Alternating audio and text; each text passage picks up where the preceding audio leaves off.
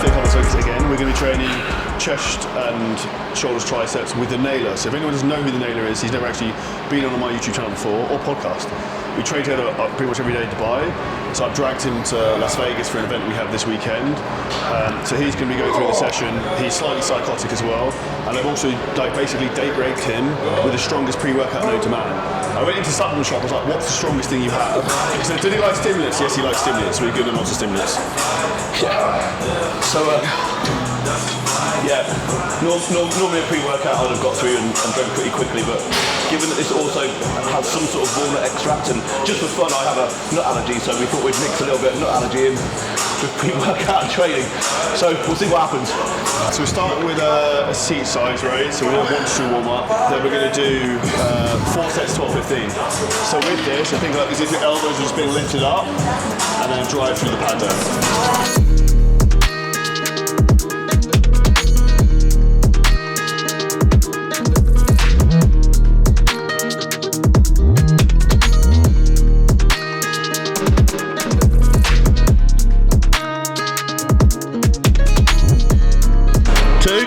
Come on, big one, let's go. Up, try to finish it. Feel me shaking? Yeah. Otherwise it comes very inside your elbows. Okay. Is it not pulling out then, really? See, a lot of people have like, Nick used to help me with my training, was like, you need to stop doing that. But like, it's comfortable for me. If it's comfortable, just do it. But like, that's why my upper chest is very developed. Only you know where you want limbs to be. There, right? Yeah. And like, that's why my upper chest is very developed, because I press through my top.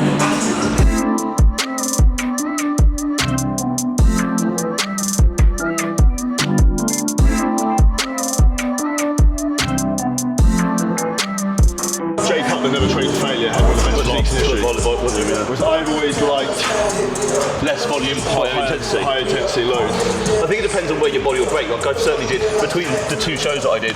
I went down to 2 sets on an exercise, heavy set, back off set, and it built muscle. But in terms of recovery, I found it very difficult. I was 40 at that point, and I found it technically quite hard. Whereas I'd far rather do a bit, and injury risk is higher because everything's right up through the roof in terms of intensity. I find my bigger body parts need less volume, more weight. Whereas like shoulders and arms, I need to train a lot. But also, if you go down the road of say like a two set exercise, the exercise has to be a perfect fit. And your execution has to be perfect because you don't get a lot of chance to practice it, learn it. That's why I find challenging with different equipment. It's like, how the fucking weight are we using on this? So certainly when doing stuff like this, moving around, going different gyms, it's then better to do an extra set rather than try and smash everything into failure, right? Particularly if you're jet lagged, it's like... Jet lagged. You go straight in, or? Yeah.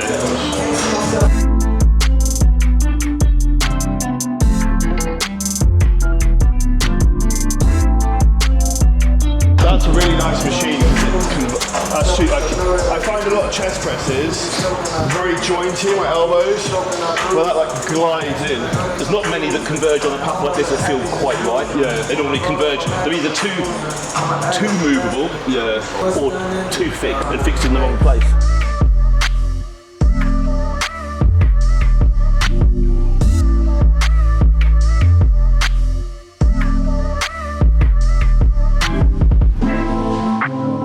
This is when you get old school kit that it doesn't have a brand or a name on it. And it's like someone's made this in their garage. It's like prison yard. It's like someone with just enough knowledge to be dangerous makes a bit of kit, and sometimes they nail it. You get it just right. By the Naylor. The story of my life is just. I should have a stamp right. Nailed. Works. The story of my life is enough knowledge to be dangerous. I like saying.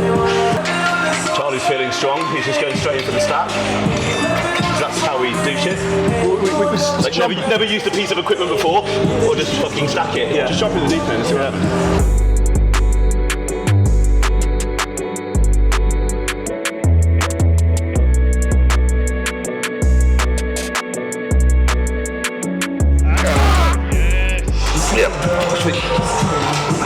Yeah, it's a little front out, isn't it?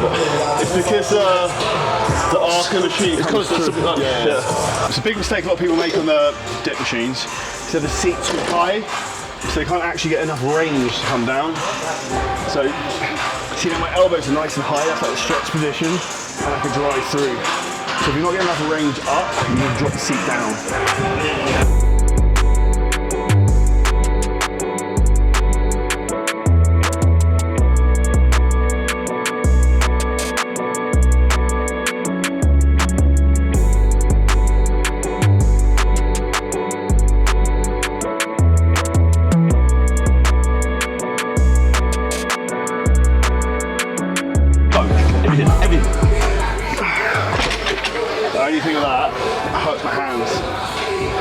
distance. So I push, like, I sit my hand in that, so it goes straight through my wrist, so I don't grip so I'm it. doing that. You're doing this then, aren't you? So I'm sitting on it like that. You see how that stacks yeah, from my wrist? but then what you want to do, you want to stack that way, don't you? You want to be straight that's through. more through my hand. So I'm trying to put the weight into the bone of my The reality is some of these things, as you progress them, you can't then not, right? Yeah, it's a friction point, right? Like your palm's not designed to apply that much force necessarily. Well, I like training to be on failure, right? Yeah. So like Tristan, we filmed a really good YouTube video. Tristan's super knowledgeable, like Tristan needs to train with. But Tristan, I find it difficult. He didn't want me to spot him because he's very like meticulous on failure points. Which you not understand. 100%. But I just like going. There comes a point where it's like, well, I can't go any further. But even if it's down, negative back up. Yeah. Then that's proper technical spotting. Yeah. Or there's which is what we try and do, to try and keep the thing moving. Yeah, momentum, right? Like those 2 reps you've done properly, probably account for the 10 reps prior, right? Okay, so we finish off session with some direct tricep work. So we're doing a single arm press down. We're doing single arm so we can focus on each arm being maximally developed. Tip for this, try and keep the elbow tucked in. And when we come through the press, try and stand up. And don't let the elbow move. So the only thing that's flexing here is my forearm. My wrist's not moving. Just the angle of my elbow. Trying to close that gap, stretch, squeeze through. That's it. What's interesting here is Charlie gets on far better with that movement. I get on far better with that movement. Like, not a lot of difference, but if I do it this way, I kind of get more wrist pain, and two, I just don't get the same kind of activation. So interesting, if I go this way, I get far more short head. And the long head is where we get most of the beef of our tricep, but generally if you're on a tricep that looks really good, you've got to have a good short head. So for me, technically, that movement feels far better than that movement. But again, this is the key between finding, when someone's like, oh, what's the best exercise for this? The answer is always, it fucking depends. Because limb length, insertion, origin of muscle, all these things are fixed things that we can't adapt, we can't change. So we then have to work out what works. So just following a program that you got offline that works for this person over there, if you're a beginner, it's probably going to do okay. But the moment you're really starting to maximise your outcome, you've got to start paying attention to what's actually happening when you're training.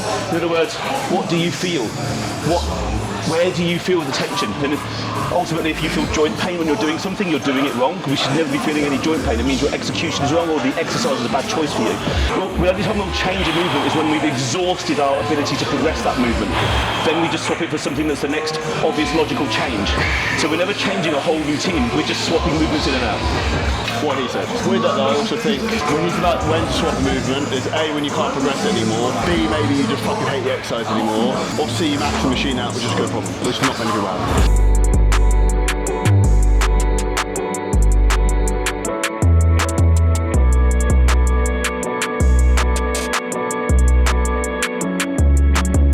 Technique of giving the finger, right? So that's like when you can spot yourself and take yourself to a failure point. You're doing a single arm, you can actually use your other hand. So that's an easy tip.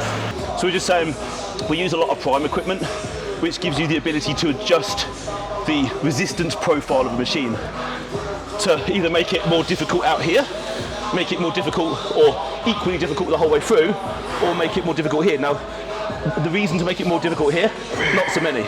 Again, as we're fully contracted, we want it to drop off. And what we're saying about this is it doesn't drop off. So it's feeling really heavy because when we're getting to our weakest point, there's no drop off in terms of the resistance to us. And we're used to using prime and dropping equipment off.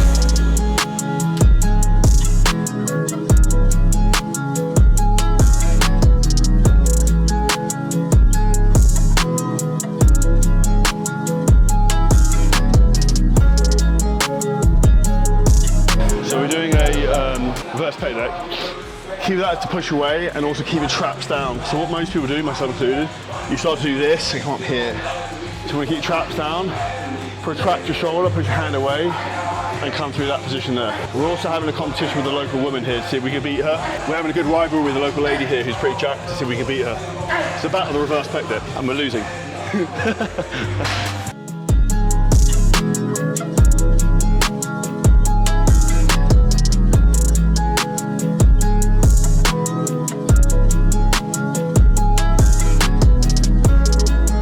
Okay, so session finished. I'll ask everyone a question. Andy loves training chest. Every time we turn up to train, it's like we're doing like 4 chest sets for some reason. What's your favourite tip for people to build a bigger chest? I think it depends on, I think for me, frequency works particularly well. For some reason, some people can train, like I could train legs once a week and make a lot of progress. Maybe I'm lucky in that way. For me, frequency with chest. So this idea of a bro split, you think about train everything once per week.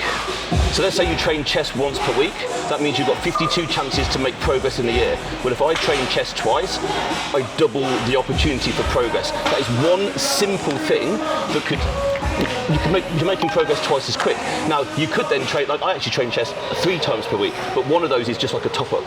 So I get a lot of frequency, which also means chest has been historically an area for me that I've been difficult to connect with, which means I need more practice. If you have a body part that you struggle to feel and connect with, you just need to do it more often. Like if you needed to learn to play the piano, would you do it once per week? No, you try and do it every day so you learn quicker. So I think my tip is probably, I could say all sorts of things here, but I think frequency. Do something more often, practice it more, get better at it. That would be my chest training tip of the day. I'd say marry that with controlling your sternum position. So a lot of people will roll in and then let the traps come up. So if you can learn to imagine you have like an imaginary piece of string that keeps you in that position, and then you press through that range of motion.